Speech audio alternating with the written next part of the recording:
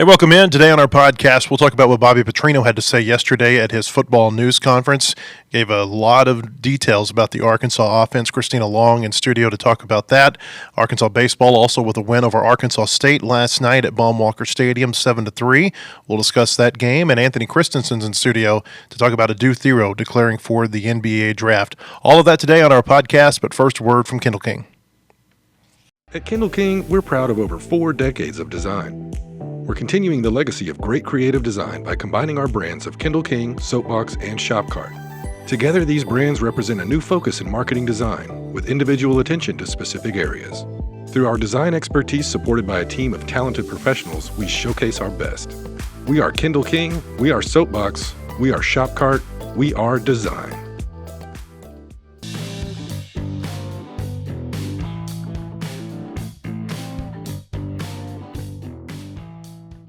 Start off the show a little bit different today. Arkansas football in the final, kind of the stretch run here on its way to the spring game, which is going to be next Saturday at Razorback Stadium. The coordinators are speaking this week to reporters. Bobby Petrino yesterday. Travis Williams will speak later this week. Christina Long in studio with me. Petrino, I always feel like it is insightful whenever you get time with him because he's one of those whose answers are very detailed. I don't know that he gives everything away, but he does give you a good bit of insight. What did you think or maybe what stood out from what he said yesterday the most? Yeah, a lot of us afterward were kind of chatting, after he got finished talking about what he said. And, it felt like there was a lot of questions that were, somebody put it as yes, but.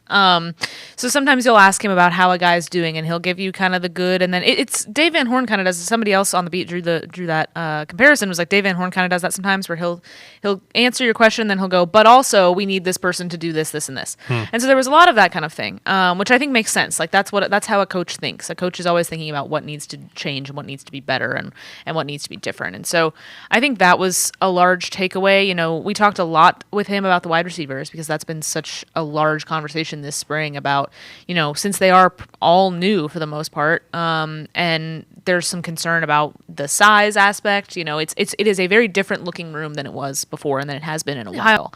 And so there was a lot of receiver talk. He talked a lot about the running backs, kind of ran through really each one that's on scholarship in that room.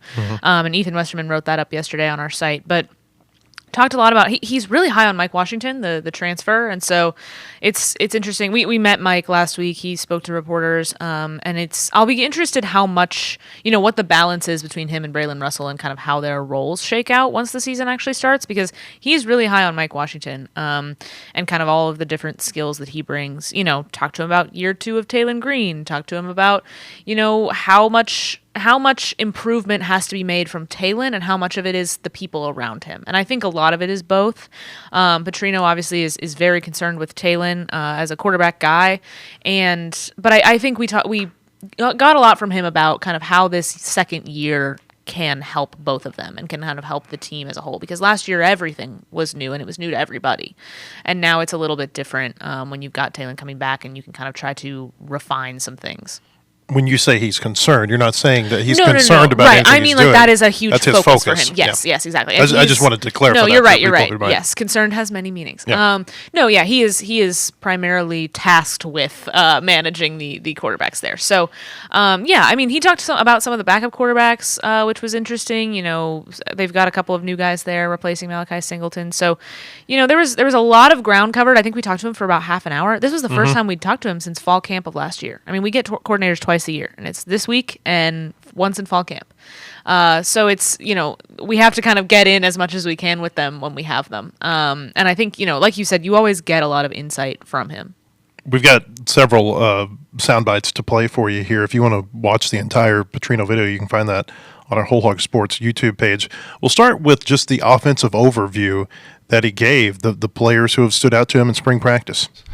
I feel like we're better and deeper in the offensive line. I like our running back crew. It's going to be fun to see when we get to these scrimmages, the yards after contact and how many tackles we break. I think we're explosive there. Mike Washington gives us a little bit different of his speed, so that helps you be not to have to call so many plays. I like our tight end group. I think it's a good combination of size and strength and a really good route runner, catcher. We need to get Platt back full healthy, which he was the last 2 practices, because he can do both. He can be the big run blocker and also run and catch. He's a real talented guy. Receivers were a little bit different than we were a year ago when you look out there and see the size of guys, but I do think that we have some explosive players there. We're trying to find out who's going to be that one go-to guy when you need a first down and that you can count on to get open and catch the ball when you're sometimes not open. You know, I think that's one of the things that we haven't done as well as I would like, is to catch the ball in contested, when you're contested, and still be able to catch the ball. CeCe's been the one that has done that better than anybody else so far. When he says the size, they're a smaller group of receivers this year. They are, yeah. And that's something that Coach Pittman has talked a lot about. We've asked him about it. They mentioned, and something somebody asked Petrino about, was the idea of getting both Cam Shanks and Raylan Sharp, the 2 smaller slot guys, on the field together. Petrino said they do have a package that they can run at kind of different tempos that involves both of them, because I think they feel strongly about both of them. But obviously, when you put them both in at the same time, you lose some size.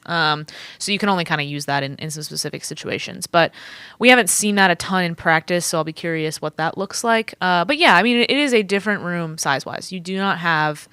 I think you have some, and Ethan and I talked about this on the show last week, you have some go up and get it guys athletically.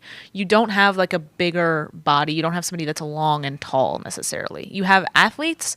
You don't have size. And, you know, I asked a little bit about tight ends, and kind of Pittman had mentioned that Rohan Jones, the new tight end, could be somebody that kind of fills that sort of big body receiver role, because he has so much experience as a pass catching tight end from Montana State and before. And, you know, Petrino talked about him. I was interesting to me that he mentioned Jaden Platt off the top, because he's just a guy we haven't talked about that much. Part of it is that he's been hurt. I don't know. I don't think we have confirmed what the injury is, but it's, you know, it's not major. He's been back kind of participating in practice more since spring break, but we haven't seen a lot of him. We haven't talked about him a lot. He doesn't have a ton of experience, but he was a guy that was at Texas A&M, and Bobby knew him from there a little bit. And so I was interested that he brought him up kind of off the top by name there when he was giving the overview. But I think, yeah, the receiver situation is, there's a reason we've written and talked so much about it, and it's because I think it's, you know, offensive line was a big question last year. I feel like receiver is such a huge question now because there's so much new. They've got a couple of quarterbacks back. They've got a couple, 3 running backs back, although they lost, you know, the Jackson, who was their primary last year. Receivers, I mean, it looks like a totally new group. Offensive line, there's a couple 3 faces that we know, names that we know. But for the most part, it's a very new-looking offense for Arkansas, just from a personnel standpoint. And this is what Bobby Petrino yesterday had to say about that. Yeah, I can absolutely never remember a year. No, not at all. This is crazy stuff now. This is a new era. You know, you used to be like in January, you'd get maybe 2, 3, sometimes 5 or 6 new players in. I think we had 49 or something like that this year, 49 new guys. So it's different, but it's what we're having now. You know, the challenge is going to be is to take that next step forward as an offense, as a group, being able to build on it and mature and get better, because, you know, there's been a lot of new teaching, a lot of and actually we reduced what we put in this spring. You know, I'm still going to go back to what my father taught me a long time ago, is you got to get good at something. Then you can move on and get better at something else. But we're definitely going to get good at something, and then take the next step forward. I think what helps and makes me feel more comfortable is it's not at the quarterback position. You know, Talon knows the offense. He's much more comfortable in it.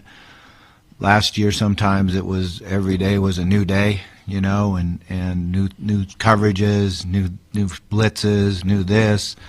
Now he understands defenses a whole lot better, and that'll allow him to operate our offense way better.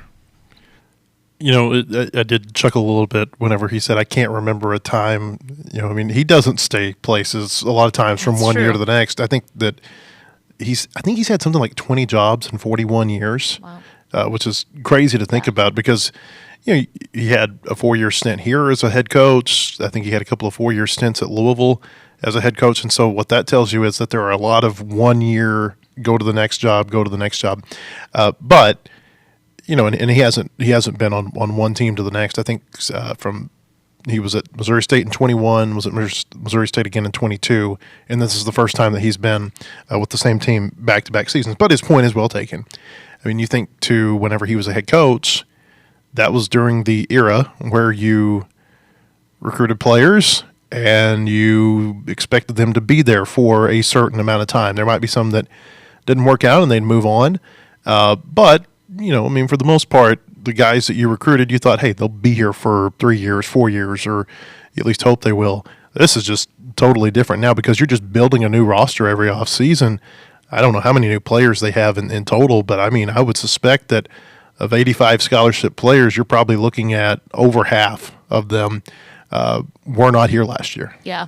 And to that point, somebody asked him, have you personally met or interacted with the new general manager at all? Because Coach Pittman had said last week, this is a guy that's going to be in the meetings. Now, he did just start, but this is a guy that's going to be in the meetings and be, working with us on, what we want to retain and what we want to get and how we can do that financially. And Petrino said he hasn't really interacted with him since he's been here with Remy Cofield. And I asked him, he said that's above my pay grade. And then I followed up and asked him, do you like that that's above your pay grade? Like, is this good for you? And he basically said, yeah, it's nice not having to worry about it. He said at Texas A&M, he mentioned sometimes it's weird, at Texas A&M, it was basically, the coordinators, the assistants, they just didn't deal with that at all. And he said it would be weird sometimes because you would lose a guy, whether it was like lose them to the portal or lose a recruit that you wanted for, something that you didn't really have involvement in. It was a little bit out of your control, which I imagine especially for a former head coach, that is very difficult to adjust to, is not having full control. But when the NIL era started, he was at FCS Missouri State. So he's never been a head coach that had to deal with NIL the way that head coaches now do. And I imagine that is a big relief. I cannot imagine him enjoying that or thriving in that environment and in dealing with that. And so, yeah, he said that was something that he likes, that he doesn't really have to manage these days. I have to chuckle at him saying something's above his pay grade. Yes. Because isn't he the third highest paid employee in the state of Arkansas? So. It's quite funny. It goes Calipari, Pittman, Petrino. Yes, that, and then when he talked about that, he referred to NIL as nil, which is something I've never heard before, which is very funny. All right, so Ethan Westerman asked him a question yesterday. We'll play the question here, but basically the gist of it is he wanted to know, after talking to Talon, about this grade sheet that Petrino gives his quarterbacks, and here's the exchange. Talon said that you two have a full Excel grade sheet where you grade on decision making and execution, and I'm just curious, when you looked back with him and kind of diagnosed last season, what were the main things that stood out? Did you say full Excel? He said y'all have a full Excel grades sheet. What's Excel? Something That's kind of where I'm at right now with this technology stuff. So my Excel is to be able to get on the computer and do football. But I do write out a grade sheet, and I do think that Miles Fishback types it up, maybe in Excel. I don't know about that, but yeah, that's what I believe playing quarterback is every single play we have a decision to make. All right, whether it's stay with the play called, change the play, stay with the protection called, change the protection, drop back pass, holding the mic, key in the nickel, where I throw the ball, and then I have to be able to execute what my assignment is sometimes. Like in the run game, we've got to be perfect on our footwork, perfect on our ball handling, and perfect carrying out our fake. In the pass game, it's as simple as I make the decision. I got to be able to throw the ball and complete it. Doesn't do me any good if I can make great decisions and not be able to complete the passes that are there. And I've had quarterbacks like that. Man, this guy knows what he's doing, but man, he can't complete it. And then you've had quarterbacks that don't know what they're doing and throw the ball real well, but they get you in trouble with decision making and interceptions and stuff like that. So just how I've always graded a quarterback. I remember my first stint in the NFL, I gave Mark Brunell that grade sheet, and he said, "What's this?" And I said, "Well, that's the grade sheet, man." He said, "Oh." I've never been graded since I've been in the NFL. So well, you are now. But that's how I believe you get better, too, is that you understand what decisions I'm making and how am I able to execute it. I wonder if he was like ahead of the curve in the NFL, because I can't imagine an NFL player now saying, I've never been given a grade. Yeah, especially with like the reliance on things like Pro Football Focus and things like that. You are getting graded for the minutia of everything. No, but it was really funny. Ethan's interaction with him there was hilarious. I like that you can hear my obnoxious laugh in the room. It really stands out. No, but anyway, I mean, it was funny because that was something that Talon had shared when he spoke to us earlier in the spring, was about, I can't remember who asked, it might have been me or Ethan asked about, what have you, when you look back, when you've reviewed last season and kind of what went well and what didn't, what were those conversations with Coach Petrino like? And he said that they would go through after every game and talk about these things. And I think they kind of did a season debrief too. And so they were able to pull out a lot of things that he needed to work on. And, it's interesting to kind of think about and to hear from him a little bit about how much of last season and, some of the things that didn't go as well, how much of that is down to Talon needing to improve and how much of that is needing the people around him to improve. Obviously, it's going to be a little bit of both. You're never going to just be able to flip the switch on one side of that and have it be perfect. But I think he feels like they have a lot that they can achieve with Talon now in another year. And I think he sees a lot, especially in some of the decision-making stuff like he talked about there, that Talon can improve on. So we know that NIL is above Petrino's pay grade. Apparently inputting data in an Excel spreadsheet is beneath it. I was listening to somebody, I can't remember who I was listening to talking to about this, but they basically said, like when you become a college coach, it is as close to becoming a king as you possibly can get. And they're talking about head coaches, but I would probably put coordinators right there in a rung right beneath it.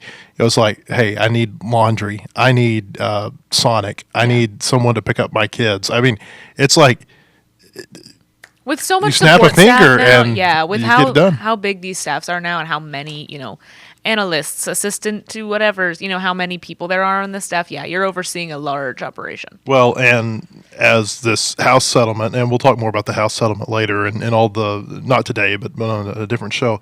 And as, they try to get this thing home, the House settlement, you're seeing colleges cut here, cut there, cut. Football's not getting cut. Yeah. Like it will not get touched. No. I don't think. And I think that's something that's going to be really interesting to track at Arkansas and at other schools where football and basketball are both really important. I throw in baseball, how important baseball is to the school here. That's going to be really hard because those coaches, the football staffs are by far the largest because they have the biggest rosters and everything like that. But, there's going to be a lot of resistance from all of these programs, especially the high-level ones like baseball and men's basketball, to getting positions like that cut. And everybody's kind of fighting for the same dollars, and everybody feels like their sport is the most important. And how different athletic departments prioritize that, we've seen, and I don't think this is happening I don't mean that this is happening in Arkansas right now. But we've seen it, especially like at Kentucky a couple years ago with Calipari and Stoops. There's been, there's a history of little turf wars kind of between football and basketball programs. And I think we'll see that more on a national scale. I think that's what you're seeing a little bit in these basketball coaches who are moving around, like Kevin Willard going from Maryland to Villanova. I mean, Buzz Williams going from Texas A&M to Maryland. Yeah, and we know A&M's going to put all their money or the bulk of their money into the football basket. Whereas a school like Arkansas, they're probably going to divvy it up a little bit more. But I was thinking about Villanova basketball. They don't have a high-level football program to support. No. They've got a team that's in the FCS.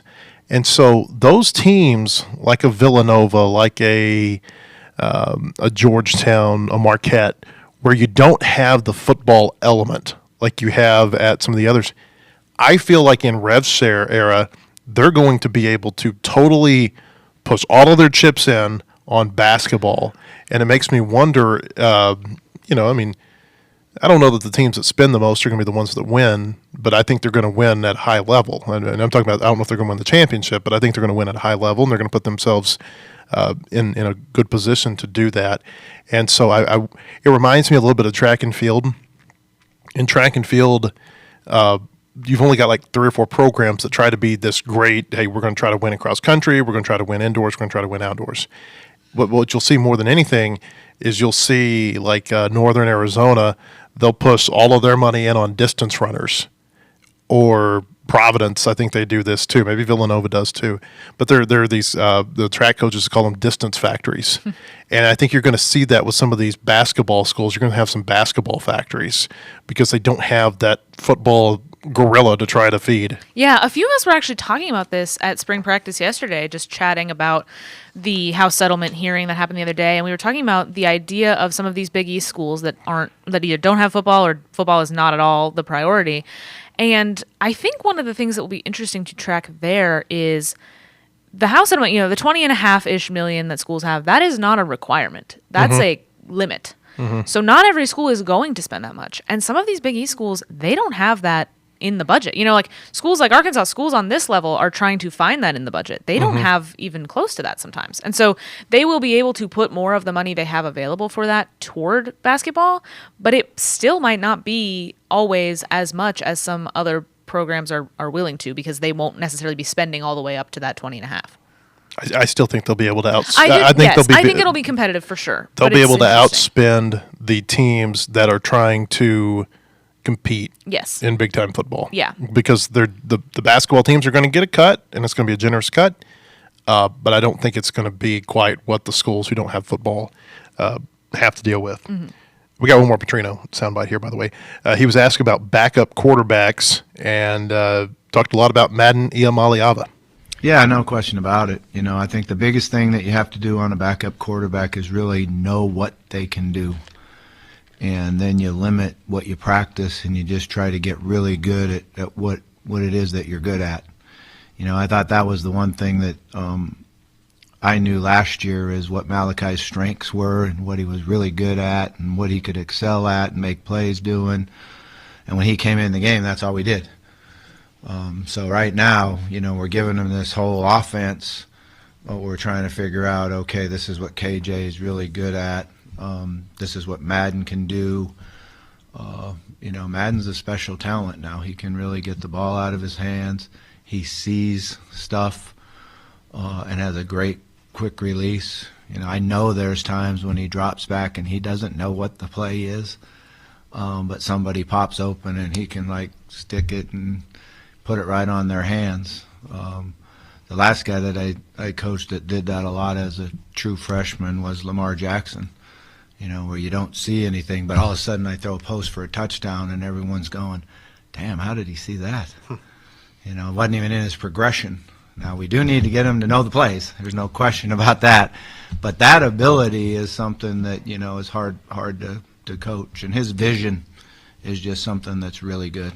It's interesting to me that response was actually to a question about KJ Jackson. Right. I don't know if I'm reading too much into that, but I know, me neither. Because the question, yes, he mentioned KJ by name. He kind of said KJ and those other guys. The question was about, do you feel like the backup quarterbacks, are you comfortable if you needed to use them in a game the way that you had to with Malachi Singleton last year, now that Malachi Singleton is not here?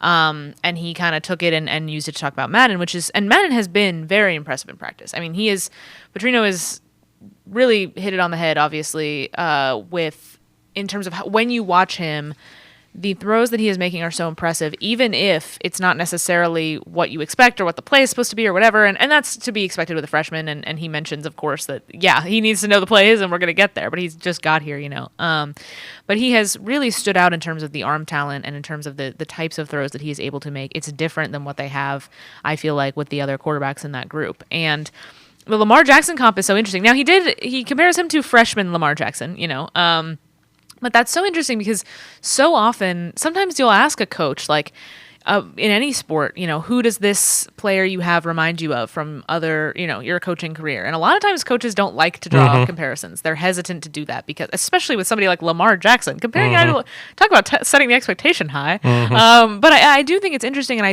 don't think he says that lightly. I don't think he would say that if he didn't mean it. And like I said, he's comparing him to Lamar Jackson when he got on campus and the kinds of things that they were seeing him do and how he showed so much talent even when he was still new to it and had a lot of learning to do. And just talking about a little passing characteristic, Yes. not necessarily the running. Exactly. Yes. Very element, different. too. Very different. Which is certainly what makes him one of the great players in the game right now. We'll tell you can get the latest breaking news on all Razorback sports at wholehogsports.com.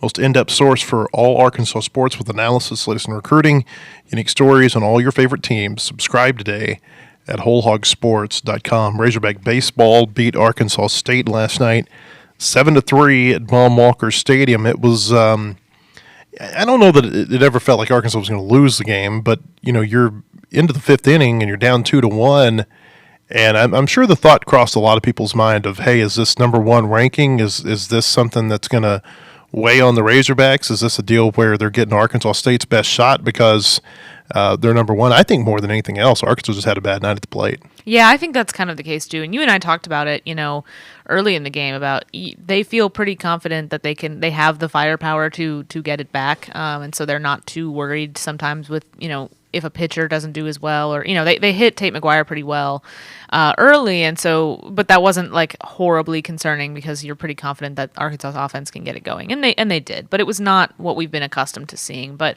I don't, there's no reason to take massive conclusions from it, I don't think. I was talking to somebody last night, and the analogy that they made was that midweek games are like Forrest Gump. Box of chocolates, you never know what you're going to get. Yeah. And that's true. I mean, you look at, sometimes you beat a team 26-1, and sometimes you're in a slugfest, and sometimes you're in a wind tunnel, like last week down in North Little Rock. You just never know. Those games are just bizarre more than anything else. And, last night's game, I think it kind of went the way I thought it probably would from a final score standpoint. Arkansas State can pitch. And, I was talking to somebody who's affiliated with their program last night, and this is not the Arkansas State of old. They've got a new coach in there. Mike Silva came in from Nichols, had some success down there previously. And I think this is going to be a team that's going to be a little bit more challenging of a midweek opponent moving forward than they've been since Arkansas began playing them in midweeks. Yeah, it was interesting. I talked to Coach Silva after the game, and he was talking about how, he said straight up, this is a program that historically we have been bad. And then he also said at the beginning of this season, they were bad. And over the last few weeks, he said, the whole goal is to show improvement over the course of the season. And he said, between their weekend series at Coastal Carolina last week, which is a top 25 team. Are they still in the top 25? Yeah, they're number 25. Okay. So a top 25 team in Coastal Carolina, they take one of those games. They kept it competitive in the other games of that series. And he said, the goal going into that series was to be competitive, was to do what we can. Obviously the goal is always to win, but also when you're in, he didn't say this, but kind of the implication that I took from it was, you can take some moral victories when you're trying to build the way that Arkansas State is trying to build. And he said that was the same kind of goal with Arkansas. He was like, the goal is never to lose, but he did feel like, aside from a couple of innings where they struggled, that they were competitive, that he liked what he saw from their ability to keep up with the number one team in the country. And he said they're number one for a reason. Yes. And he was very impressed with Arkansas's ability to run out these pitchers in the midweek. I think that's really one of the things that sets this team apart is you just don't see pitching, the caliber of pitching I think that they have on a Tuesday night, and especially when they can go all in on Tuesday. And I'm not saying they're going all in at the expense of the weekend. I'm just saying that when they don't have a Tuesday, Wednesday, and they're trying to figure out how to piece 14 to 18 innings together on a Tuesday and a Wednesday, when they can just say, hey, you go get an inning, you go get 2 innings, you get an inning. I think it makes them really tough to beat on a Tuesday night. And that was one of the things last night. Tate McGuire didn't have a very good start for Arkansas. He got hit pretty hard. But then, he goes out and pretty much everybody comes in and they pitch really well. Ben Bybee had a dominant inning. Colin Fisher, I thought he was really good in his first inning. The second inning was just okay. Dylan Carter came in, got out of a jam, gave him another scoreless inning. Cole Gibbler and Carson Wiggins also threw for the Razorbacks too. Wiggins, the first time we've seen him in a midweek since February the 25th against Grambling State. And Dave Van Horn said after the game last night, he wants to pitch a little bit more. There are certain pitchers who feel like they pitch better on the weekend if they can get a little bit of time on the mound during the midweek. And I think Carson Wiggins might be one of those. Listening to him talk last night, 8 pitches, 8 strikes for Carson Wiggins. It was pretty impressive. Arkansas, 2 big swings. Charles Davelin, 3-run home run in the 5th inning, gave the Razorbacks a 4-2 lead, and then Kahil Aloy hit a 2-run homer in the 6th inning to make the score 6-3. Davelin now 12 home runs. That leads the team. And I don't know what the total number is that he's had since SEC play began, but I know that 8 of his 12 home runs have been in SEC play. And so this is at least 75% of his homers that he's hit in the last month of the season. And I don't see him slowing down anytime soon. No, and this was not something that was kind of on the radar with him, right? I mean, he was not kind of known as a power guy. He's already surpassed his home run total from last season. And I think that's something that we've seen from several different guys in this lineup. You know, they have a lot of guys here that we knew could hit home runs. And, you know, like Iredale was known for home run hitting. Aloy, we knew had power. Kahio Aloy, we knew had power and could hit the ball hard. But there's a couple guys, you know, like him, like Logan Maxwell, like Kojal even, that, you know, weren't necessarily, you wouldn't have looked at them and gone, power hitter is what they're here for. And that's something that all of a sudden that they've developed. And I think that's something that Arkansas likes to have. And it's interesting, you know, you and I were talking the other day about, you know, we had heard a lot about Van Horn. A lot had been made, including by us, about, you know, Van Horn's quote that we don't want to just have guys that can hit home runs. And a lot of people were like, okay, they're going to go to this more small ball kind of thing. And actually, really what it's shaken out to be is that they can do both. And that they can do both whenever it suits them to do either. I think when you're not trying to hit home runs, that's when you hit home runs. Yeah. And Davelin at Florida Gulf Coast, he was one of the nation's best in doubles, I believe, last season. And what you're seeing now, I think, is just the line. He's gotten a little bit stronger, and those line drives are starting to clear the fence a little bit, and sometimes quite a bit. The thing about him is that there's this whole conversation about, you know, the clutch factor, or players' clutch. He's clutch. I mean, you think about the 2-out hit that he had against Ole Miss that got Vahiva to the plate. It tied the game, and then Vahiva ends up giving him the go-ahead hit. And, you know, I mean, even last night, it's a 2-1 game. I think they're going to win this game anyway. But when he came to the plate, it just felt like, hey, he's going to do something here. I told you before he came to the plate, I said, I think he's going to hit this guy. The starter, Cole Turner, who gave Arkansas State a real nice start last night. But they took Turner out. And I think it's because they didn't want him seeing Turner for a third time. He'd already hit him once, and I just don't think they wanted to see him a third time. And then they bring in a lefty. 3 pitches later, the game is totally turned. Yeah, it's been interesting to watch Davelin's season. And, you know, I think somebody had posted, you might have retweeted it or something, but I saw a post from, you know, a national college. That's doubtful. Well, that's true. You don't really do retweets. You're not a big social media guy. But somebody had reposted, you know, I think, and it was a national college baseball person, I think, about like not enough people are talking about Charles Davelin. And I think that he's quietly, because I think maybe it's because of how consistent he's been, you know, he is quietly, like you said, one of the most reliable people that you have that, you know, when he gets up in a big moment, you don't have a lot of doubt that he's going to get it done. And it is that kind of clutch factor there that I think he has developed sort of quietly almost. He's got 12 home runs from the leadoff spot. He's got 41 RBI. From the leadoff spot. He's hitting .410 right now. I was on the radio this morning. They asked me, do you think that he should be being talked about for the Golden Spikes Award? I don't know that I know enough yet about who the top people are nationally to really make an informed opinion on where he is in there. But I will say this. I think if he continues at this pace, which is hard, but I don't know that it's it wouldn't surprise me, I guess is what I'm saying. Maybe. Yeah. I mean, 12 home runs, 8 through 12 SEC games. You do that, you're ending up in that 20-25 home run range.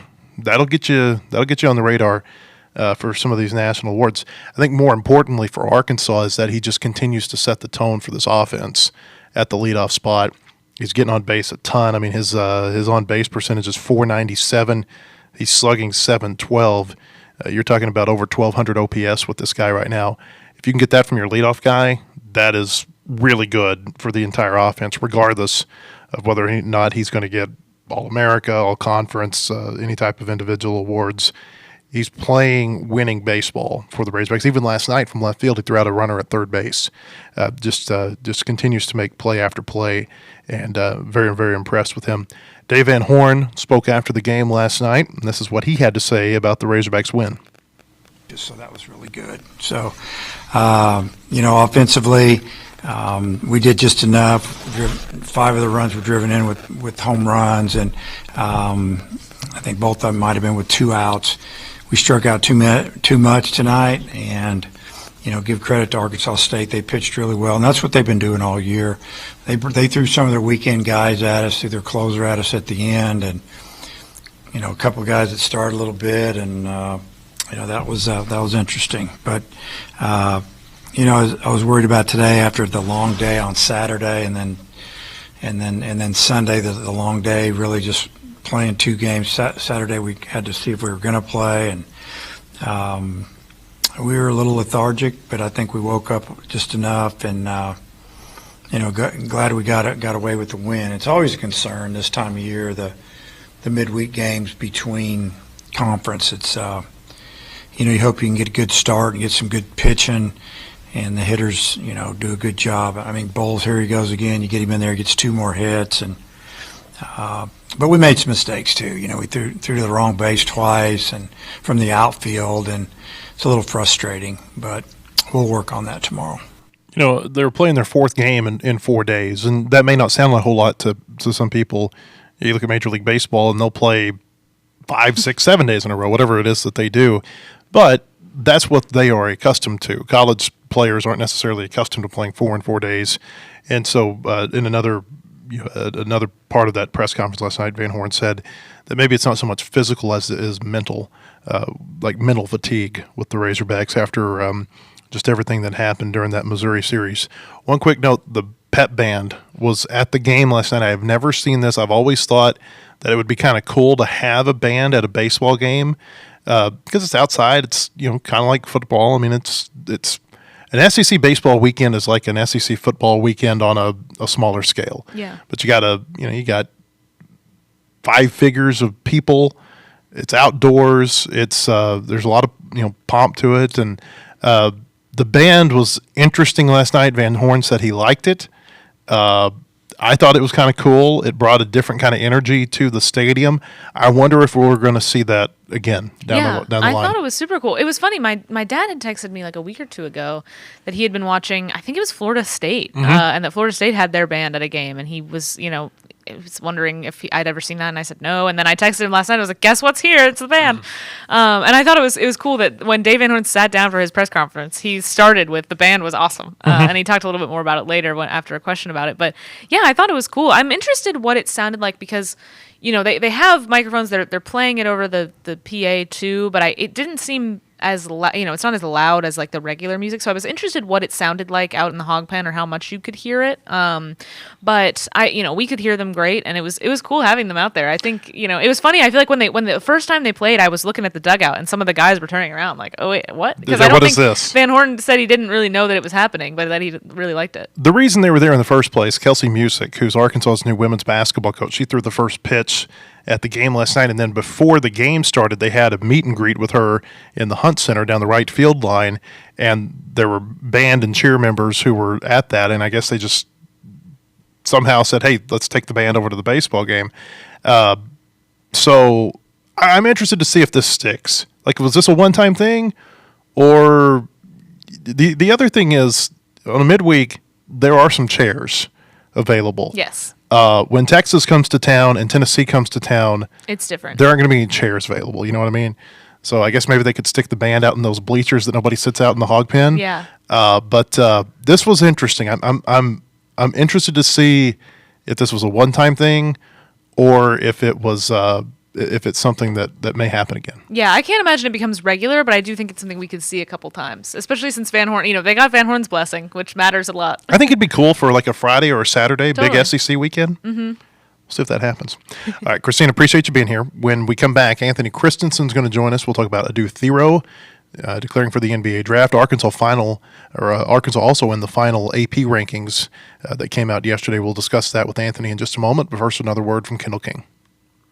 At Kendall King, we're proud of over 4 decades of design. We're continuing the legacy of great creative design by combining our brands of Kendall King, Soapbox, and Shopcart. Together, these brands represent a new focus in marketing design with individual attention to specific areas. Through our design expertise supported by a team of talented professionals, we showcase our best. We are Kendall King, we are Soapbox, we are Shopcart, We are design.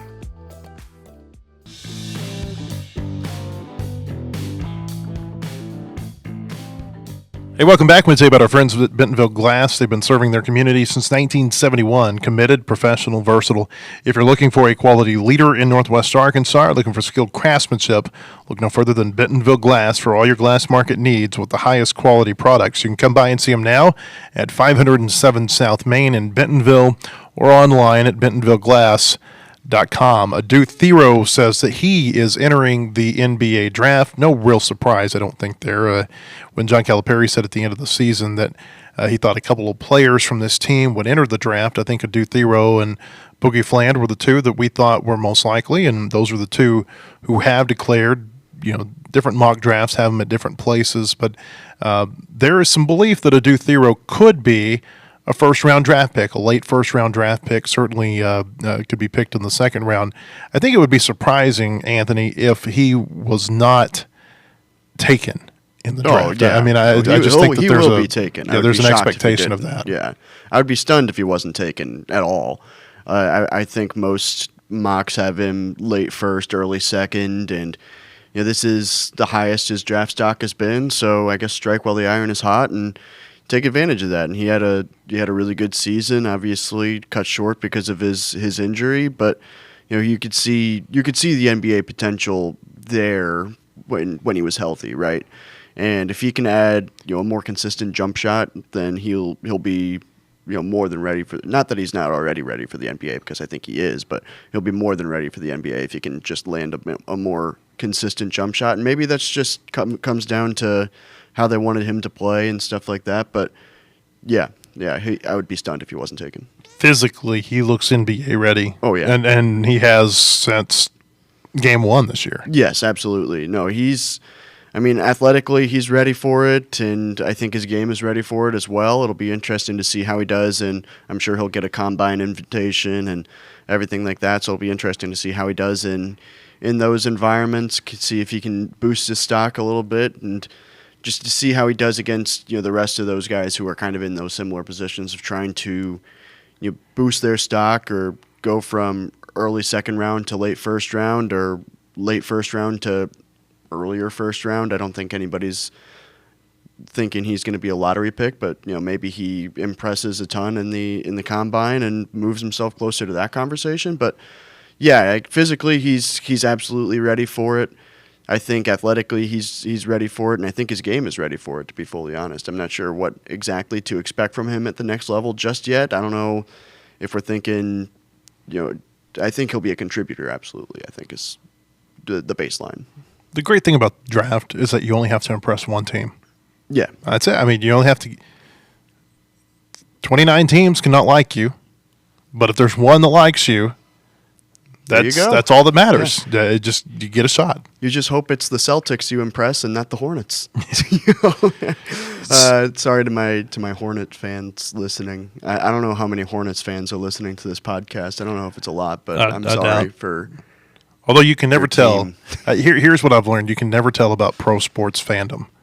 Like I've yet to figure out what makes someone a fan of each sports team. Mm-hmm. A lot of times it's regional. Yeah, a lot of times there's a bandwagon involved. I mean, a team's good, so that's the team you end up liking, especially if you're at an impressionable age. Mm-hmm. For me, it was because my grandparents were both fans of a team, and so that's who I'm a fan of. And but yeah, I mean, it's weird. Like, you'll be driving around town, and all of a sudden there's a Minnesota Vikings tag on a truck. Like how do you become a Minnesota Vikings fan and live in Fayetteville? Yeah. Now, we live in a transient area. Yeah, with a lot of people come here for school and stuff and work. But I don't know. I'm a St. Louis sports fan. I'm from St. Louis, so I was registering my daughter for school next year, and I was at one of the public school offices here the other day, and the person we were talking to had Seattle Seahawks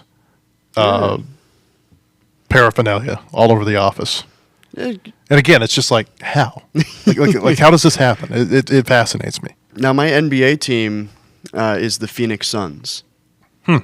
I decided at one point I wanted to get into the NBA, and I didn't want to pick a bandwagon team, so I chose a team that hadn't made the playoffs in a decade, and then they made the NBA Finals.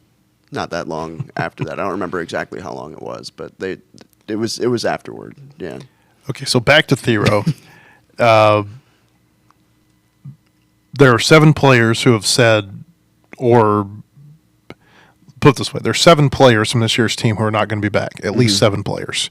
Some of them is because of eligibility. Some of them is because they're going to the draft. Zvonimir Visic is transferred to Illinois. Right now, as it stands, DJ Wagner, Billy Richmond, Carter Knox, and Trevin Brazil could come back to Arkansas. We don't know if they'll be back. They could come back. I suspect that at least 2 or 3 of that group will probably be back, although we don't know. There's people that are asking, well, why haven't they announced they're going to be back? Like, when did we get to the point that you had to announce that you were going to come back? Like, when did we get to the point that had to become an announcement? There was a point in time where you committed somewhere, and that was your school. Yeah.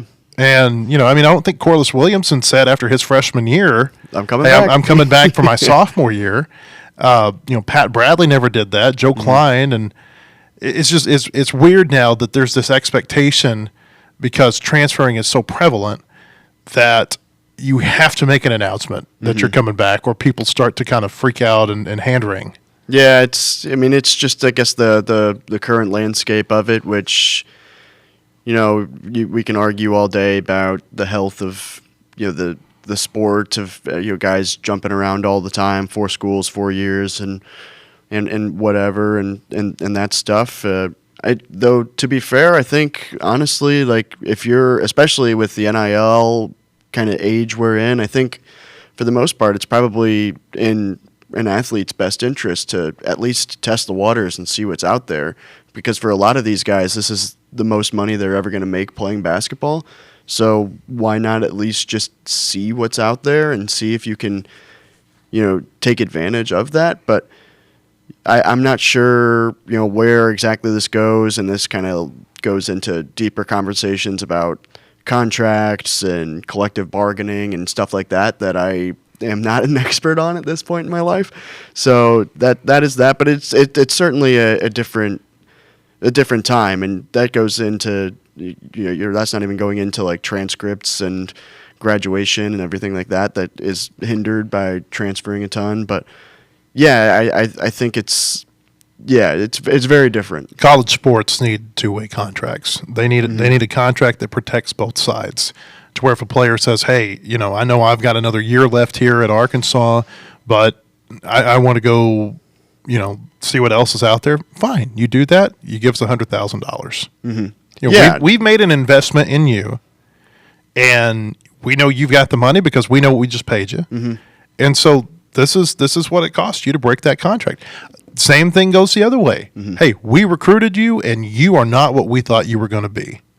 And so we're going to give you $75,000, $100,000 to break this contract, and then you're free to go out and look around at whatever you want to look at. Yeah, and I think that's also it kind of goes into a different conversation that's been happening at the mid and low major levels as well. Is like, a player transfers from, say, Grambling State to Iowa State, and I don't think that's an actual transfer that's happened. It's just kind of the first schools that came to mind. Grambling State gets nothing out of that.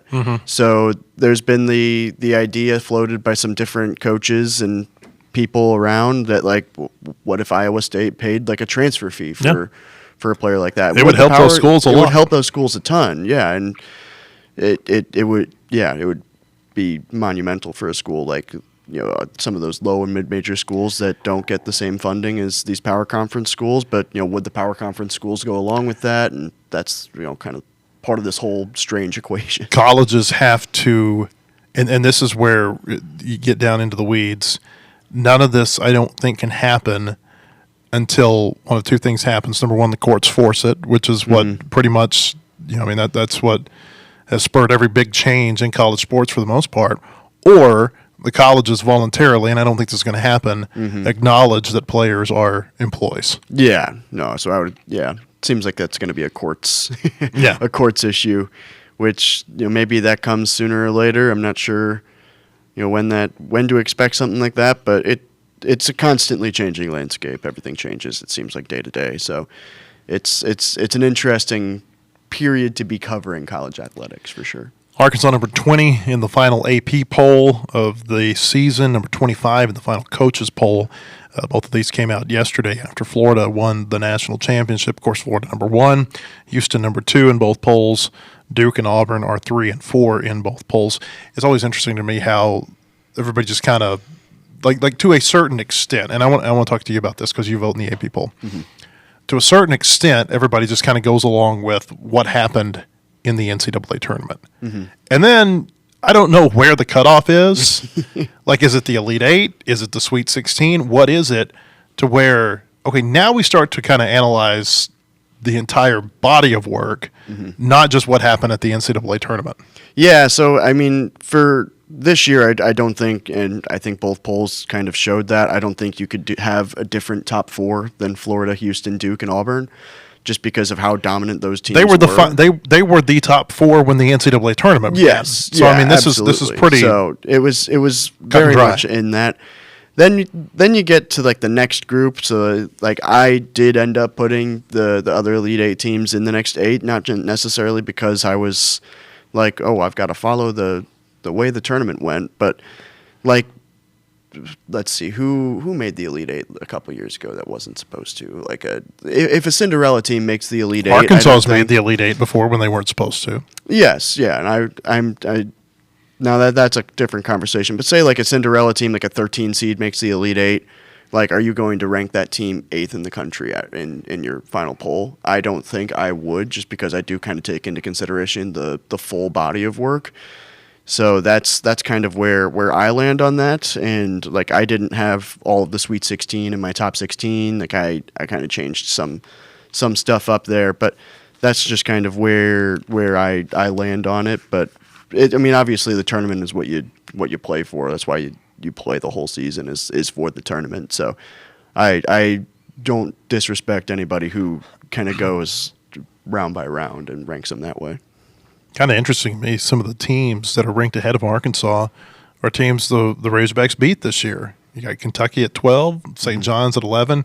Again, I know that they had better seasons. It's just it's fascinating to me how people go about these rankings at the end of the season, because what you think and your philosophy and voter 2 and voter 3 and so on down the line, it can vary wildly. Yeah, absolutely. Like I ended up putting St. John's at 11 in my final poll, just because, I mean, Big East regular season champion, Big East tournament champion, 31 wins, 5 losses. I didn't think that, and I had St. John's at 7, I think, in my ballot going into the tournament. So I didn't think, one loss to a good team, especially, should tank St. John's from 7 to like 19 or something like that, or 20 or whatever.